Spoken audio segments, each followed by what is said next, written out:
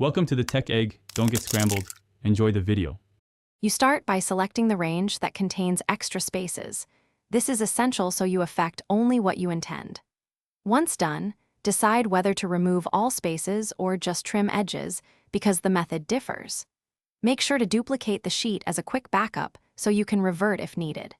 Now that you have the cells selected and a backup in place, move to the function bar or use Find and Replace to begin removing spaces immediately. You can apply trim when you only need leading or trailing spaces removed. Place equals trim, A1 in an adjacent column and drag down to apply.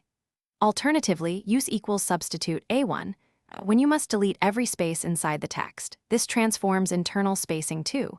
For in-place bulk edits, use Edit, Find, and Replace, set Find to a single space, replace with nothing, and scope to the selected range. Once applied, verify results before overwriting originals. You finish by copying the cleaned column and using paste special values to replace formulas with the final text. This prevents future recalculation issues. If spaces persist, they might be non-breaking spaces, so use substitute A1 char 160 to target those characters. Make sure to check formula ranges and syntax if something breaks.